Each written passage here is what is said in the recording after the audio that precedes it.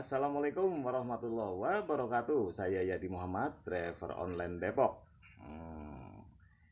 Mentarinya cerah sekali, secerah hati kita. Insya Allah menyongsong masa depan. Mudah-mudahan secerah mentari pagi ini. Tapi ya perlu diketahui ini. Saya cuman bingung ini sama kondisi yang sekarang ini.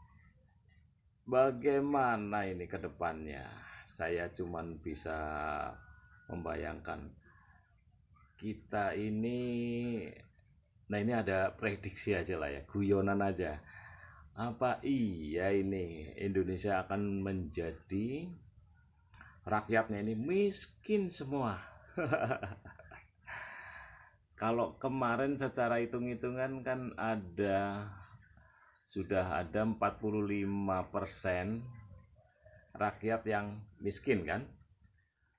Nah, itu yang akan jatuh di bawah garis kemiskinan, sekitar 115 jiwa Indonesia ini yang miskin. Nah, dengan adanya corona ini saya cuman lagi berseloroh aja nih.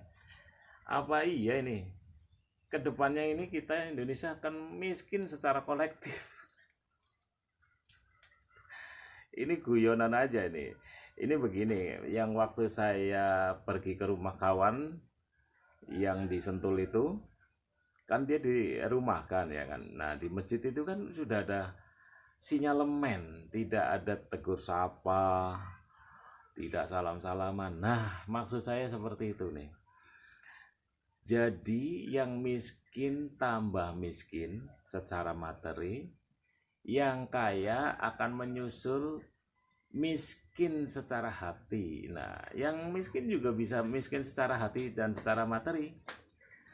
Karena apa? Kita nih ke depan ini, ya mudah-mudahan jangan berlama-lama nih. Kita miskin secara hati, secara iman karena kita sudah dijauhkan dari Sang Khalik. Wah, kenapa? Yaitu tadi kita sudah dibatasin beribadah di masjid. Ya, tapi kan bisa beribadah di rumah. Iya, betul. Tapi kan pengikisan itu bisa terjadi secara masif. Kita mulai didekatkan, misalkan kita mulai dijauhkan dari masjid. Terus kita mulai tidak boleh bersalam-salaman, tidak boleh bersentuh-sentuhan. Terus kita menjadi orang yang introvert, di dalam aja, di rumah aja. Itu kan sudah membatasi hati kita. Hati kita kan sebetulnya nggak boleh dibatasin. Ya bagaimana ya? Dengan Sang Khalik kita sudah tidak leluasa untuk beribadah ini kan di masjid.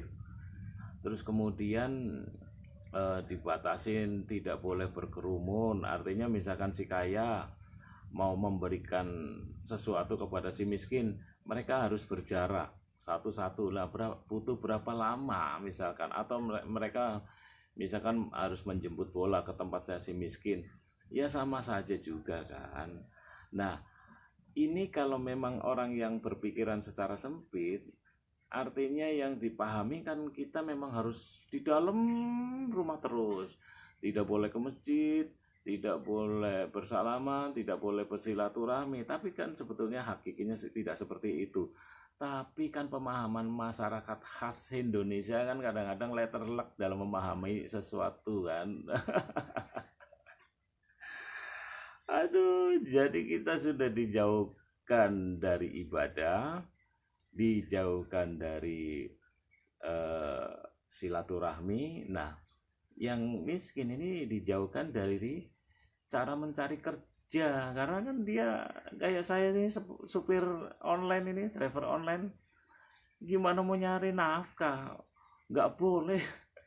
Di Jakarta ditutup, ada kerumunan sedikit bubarin. Terus kemudian ya kalau ada order sih alhamdulillah, tapi udah hampir 2 minggu ini order sepi bro. Astagfirullahaladzim, ya kan. Udah gitu yang kaya itu kan tadi saya bilang jauh dari sedekah. Ya jauh dari sedekah itu karena mereka buru-buru memborong, menimbun makanan untuk diri sendiri.